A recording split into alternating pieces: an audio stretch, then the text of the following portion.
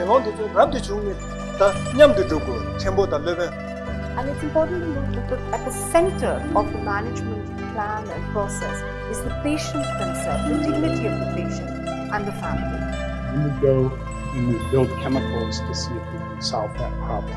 So in order to see things with a microscope, what's done a lot is we use stains, so different types of ink, to put different colors on different bacteria.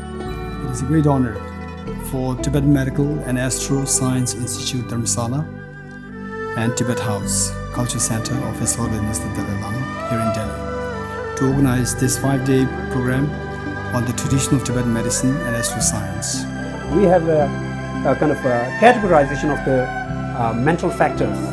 What we call the mind is nothing but a collection of waves of thought.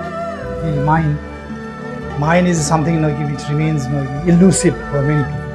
Tuesday, okay, don't do anything.